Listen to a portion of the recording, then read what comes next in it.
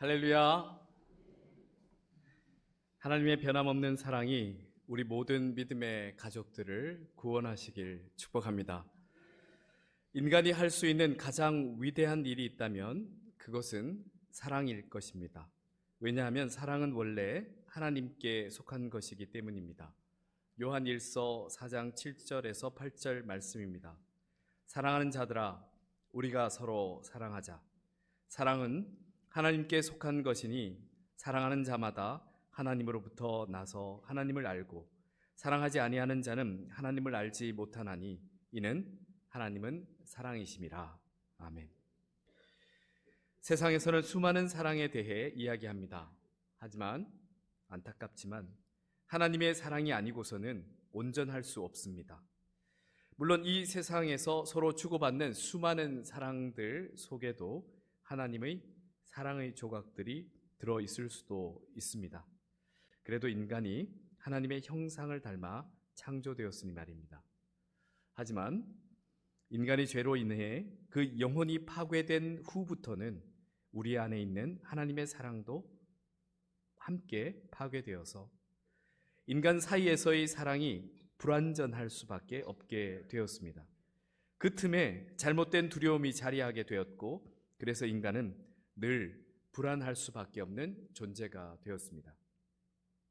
이렇게 죄로 인해 타락한 인간의 사랑은 어느 순간 이기적이고 탐욕스러운 사랑으로 쉽게 변해버리거나 왜곡된 방향으로 치우치게 되었습니다. 하지만 사랑하는 성도 여러분, 그럼에도 불구하고 인간인 우리는 하나님께 속한 그 위대한 사랑을 할 수 있는 유일한 존재입니다.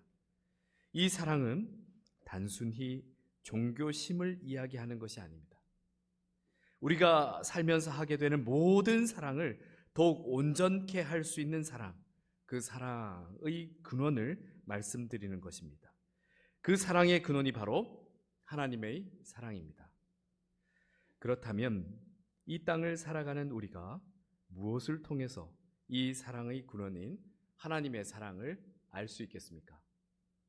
우선은 확실한 하나님의 말씀이 담긴 성경책을 통해서 우리는 알 수 있습니다. 우리가 날마다 읽는 이 성경 말씀은 바로 사랑의 책입니다. 좀 더 정확하게 이야기하자면 우리를 향한 하나님의 사랑의 이야기가 담긴 책입니다. 하나님의 한결같으심, 지고지순한 사랑을 이야기하고 있습니다. 바로 오늘 본문 말씀이 우리를 향한 하나님의 그 사랑을 너무나 잘 표현하고 있습니다. 너의 하나님 여호와가 너의 가운데 계시니 그는 구원을 베푸실 전능자이시라. 그가 너로 말미암아 기쁨을 이기지 못하시며 너를 잠잠히 사랑하시며 너로 말미암아 즐거이 부르며 기뻐하시리라 하리라. 아멘. 오늘 본문 말씀을 전하고 있는 이 스바냐 선지자, 조금은 낯선 이름이기도 하지만 그도 이사야, 예레미야와 같은 신실한 하나님의 선지자였습니다. 스바냐란 그 이름의 뜻은 여호와께서 감추신 자라는 뜻입니다. 그는 히스기야 왕의 4대 손으로 왕족이었습니다. 하지만 악한 왕이었던 므낫세의 박해 시대에 태어나 위기에 처하게 되었습니다. 그럼에도 불구하고 그의 이름처럼 하나님께서 여호와의 일을 위하여 그를 숨기시고 그의 생명을 보존하여 주셨습니다. 그렇게 살아남은 스바냐는 히스기야 왕 이후에 므낫세와 아몬의 57년간이나 되는 오랜 악한 통치로 인해 종교적으로나 도덕적으로 극심하게 타락했던 남유다를 다시 회복하는 데 중요한 인물이 됩니다.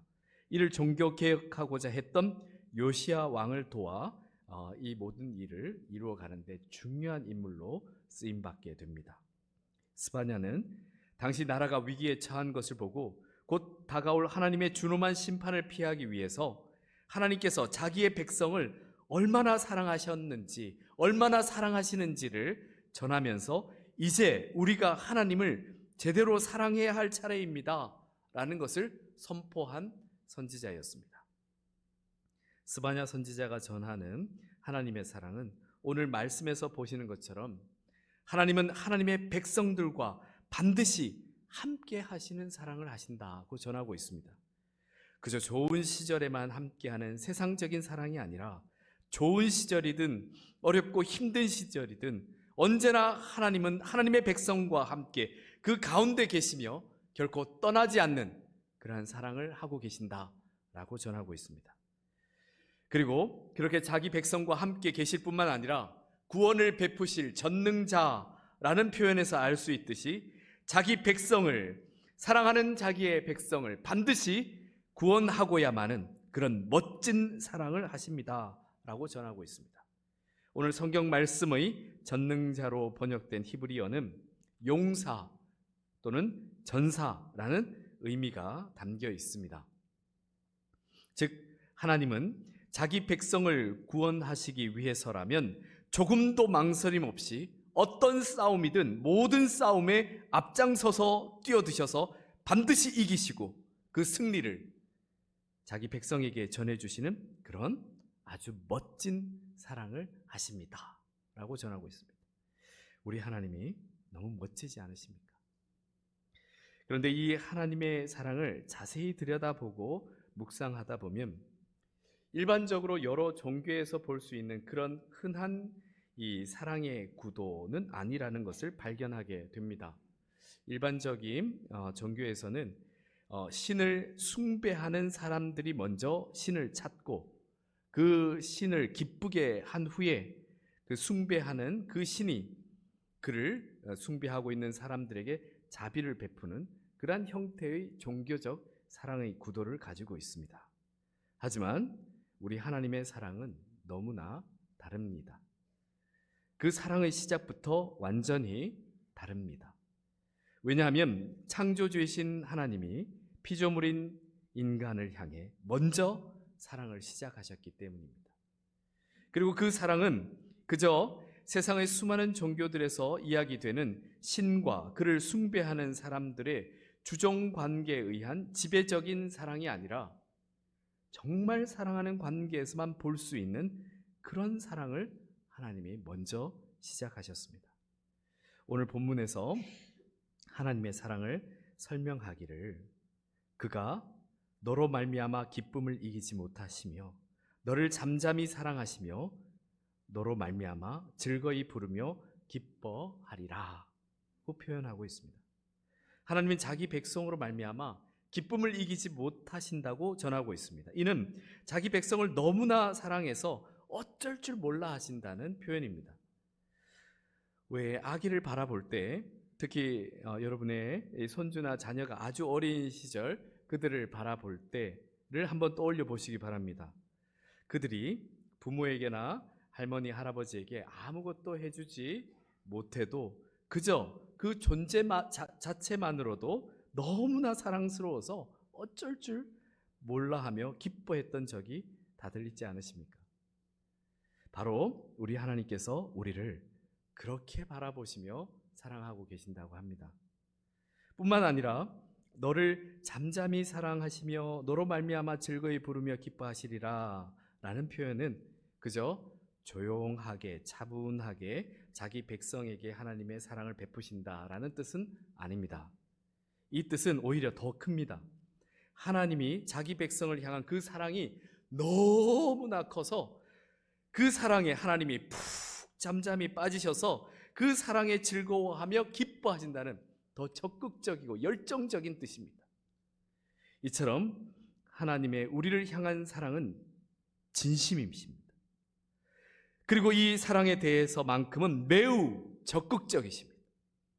이처럼 하나님 그 중심에는 우리를 향한 어쩔 줄 모르는 그 사랑이 있습니다.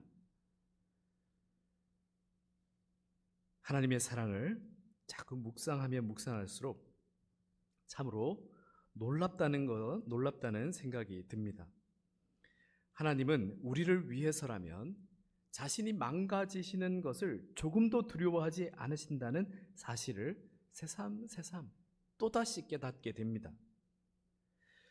심지어 하나님은 우리를 결코 포기하실 수 없어서 세상이 흔히 선호하는 쿨한 사랑, 떠나면 가라, 올 테면 와라, 이런 쿨한 사랑은 하지 않으십니다. 우리가 떠난다고 할 때 그래 떠나면 떠나라 하지 않으시고 하나님은 어디 가니 우리를 붙잡으십니다.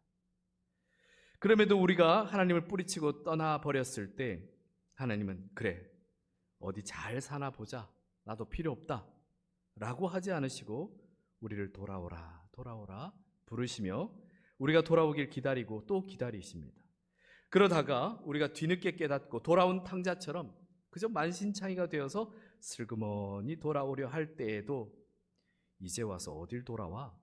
라고 하지 않으시고 우리를 내치거나 버리지 않으시고 하나님은 오히려 잘 왔다 잘 왔다 하시며 지난 일들을 용서하시고 그 잘못을 잊으시고 우리를 반겨주십니다. 그렇다고 우리 하나님의 사랑이 뭐 이래도 괜찮고 저래도 괜찮다는 그런 차갑지도 뜨겁지도 않은 그런 사랑은 결코 또 아닙니다. 하나님의 사랑은 언제나 뜨겁습니다. 그래서 심지어 하나님은 무섭게 질투도 하십니다. 신명기 4장 24절 말씀에 내 하나님 여호와는 소멸하는 불이시요 질투하시는 하나님이시니라 라고 하십니다.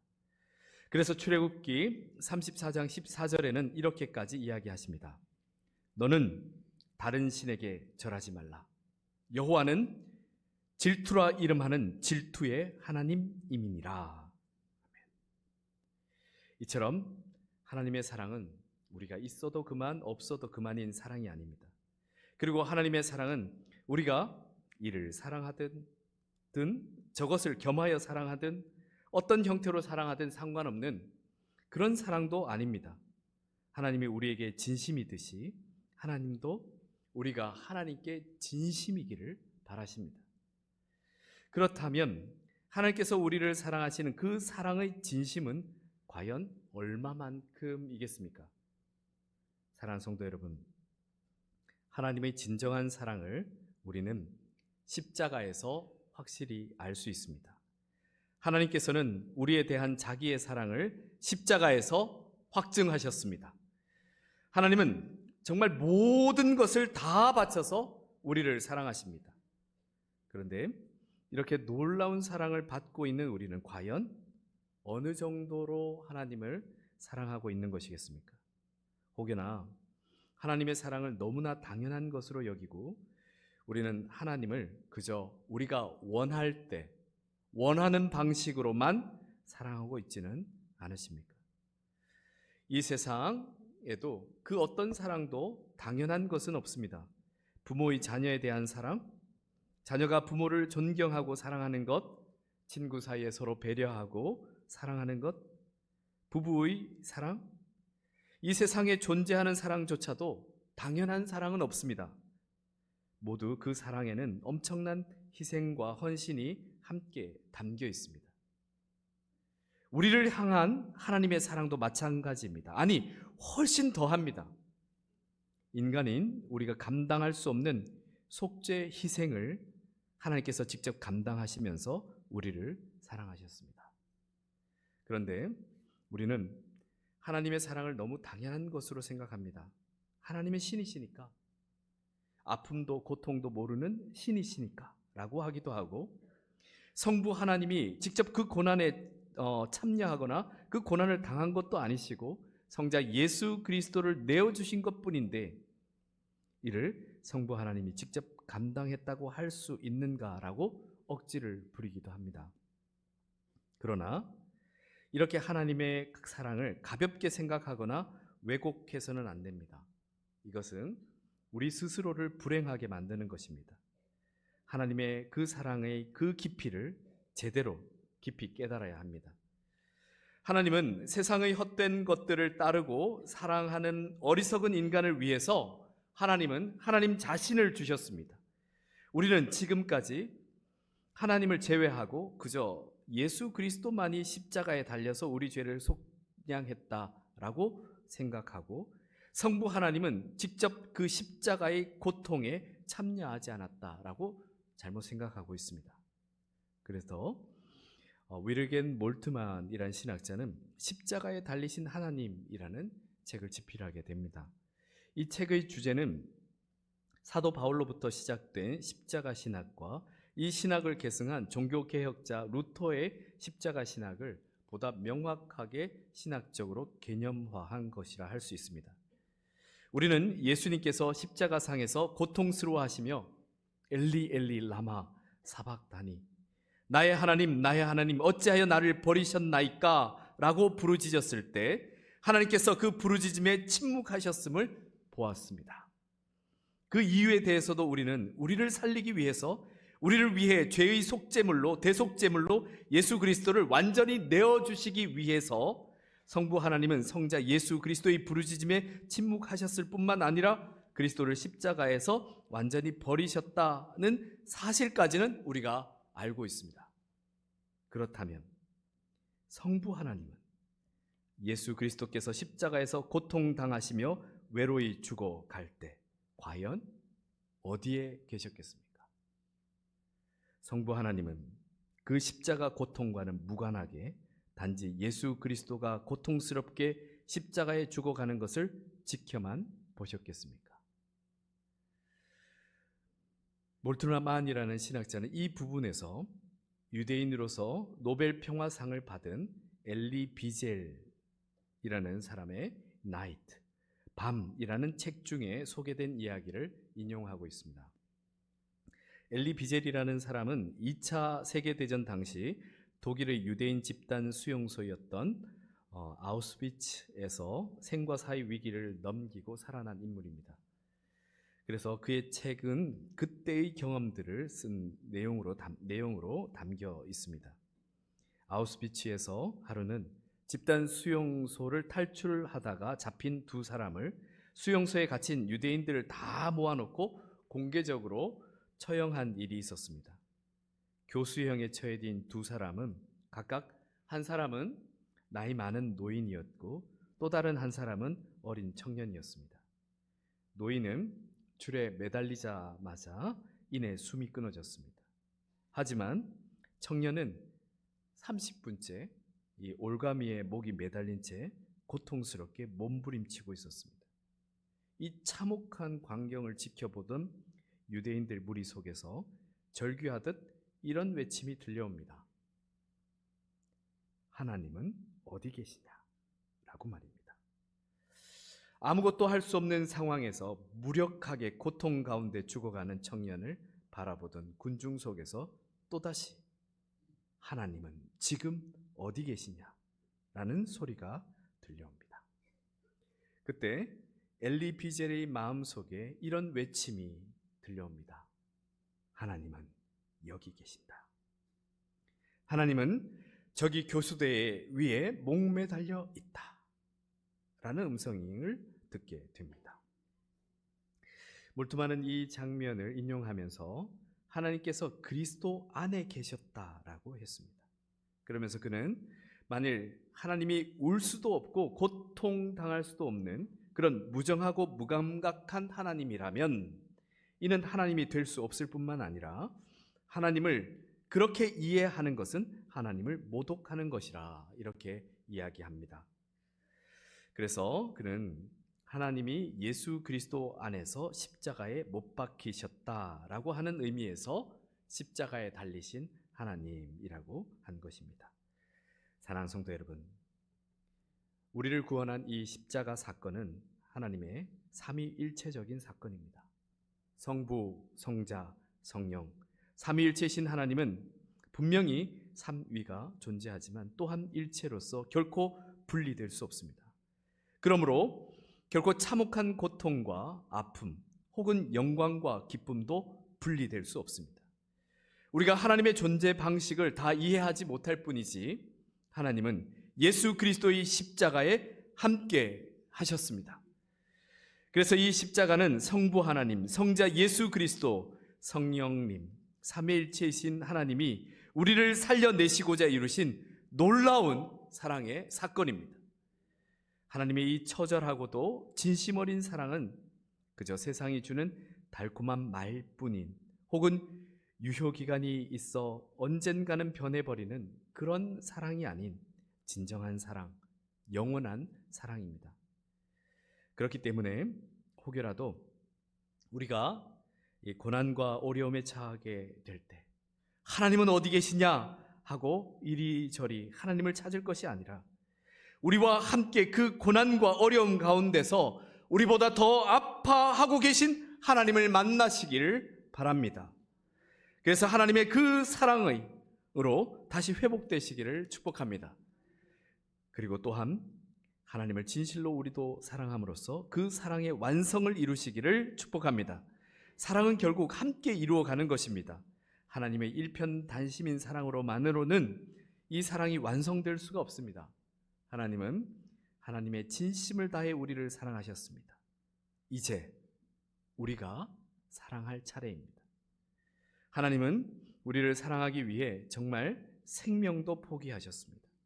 그런데 우리는 왜 모든 것을 다해 하나님을 사랑하는 것을 주저하고 있는 것이겠습니까? 많은 이유들이 있을 수 있겠지만 압축해 보면 한 두 가지로 모아지지 않을까 생각합니다.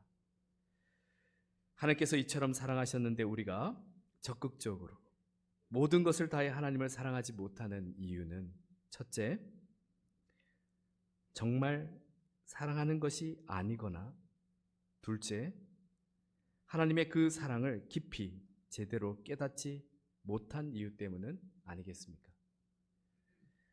그런데 하나님은 우리가 그렇게 이해하지 못할 정도로, 느끼지 못할 정도로 사랑하신 것이 아니라 최선을 다해서 우리가 충분히 눈을 들어 보기만 하면 볼 수 있는 그런 적극적인 사랑을 하셨고 다 표현하셨습니다. 그럼에도 여전히 우리가 깨닫지 못한다면 혹여라도 우리가 그저 하나님과의 거리를 대충 유지하고만 있는, 그저 세상에서 말하는 이 썸 타는 사이라고 그러죠. 사귀는 것도 아니고 안 사귀는 것도 아니고 그런 사이는 아닌지 한번 점검해 볼 필요가 있습니다. 하나님과 깊이 사귀는 것도 아니고 그렇다고 해서 하나님을 전혀 모르는 사이도 아닌 그런 애매한 관계에 머물러 있는 것은 아닌지 한번 점검해 봐야 합니다. 하나님은 결코 애매한 사이를 원하지 않으십니다. 우리가 분명하게 표현하고 확실하게 그 사랑의 관계를, 우리와 확실한 사랑의 관계를 맺기를 원하십니다. 사랑은 결국은 표현입니다. 결국 중심에 있는 그 사랑이 다 표현되어서 드러날 수밖에 없습니다.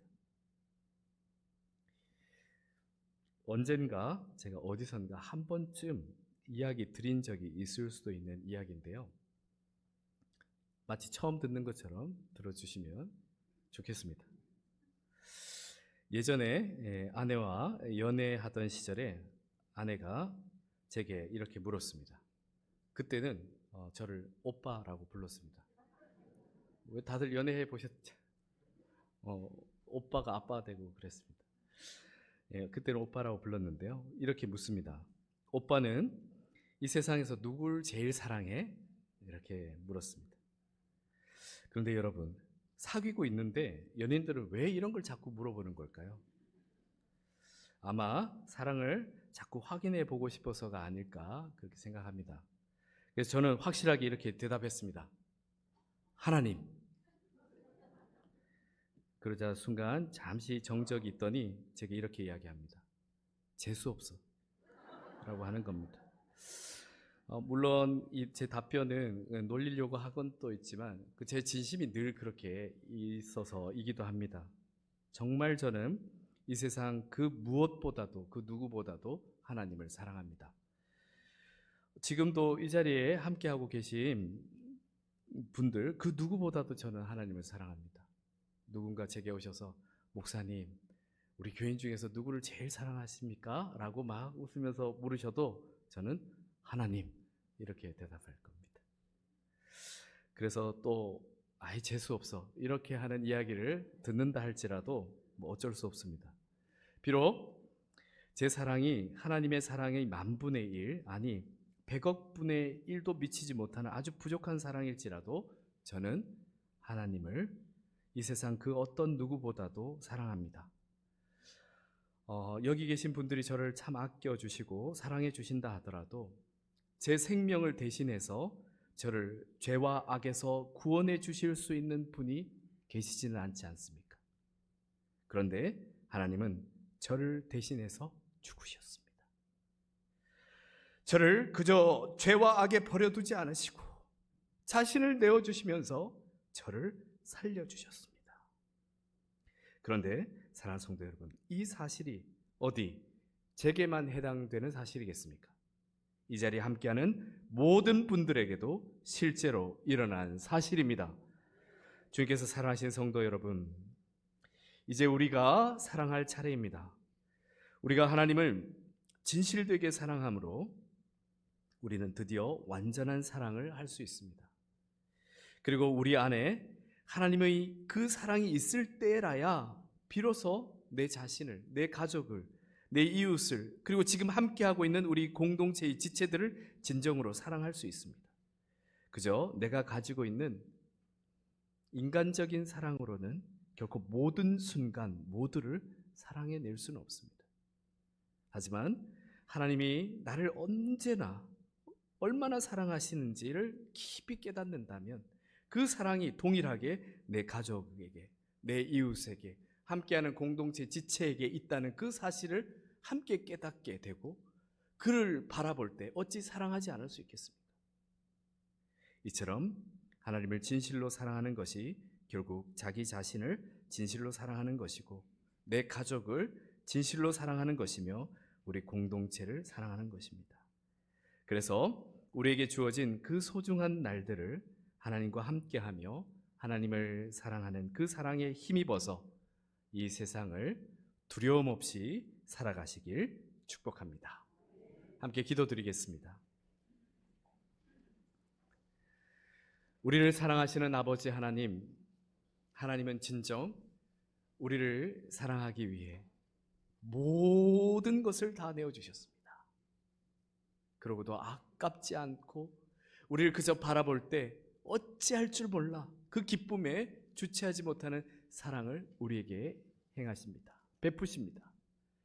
아버지 하나님, 우리의 삶 속에서 그 깊고 넓은 그 사랑을 깊이 경험하고 고백하기를 원합니다.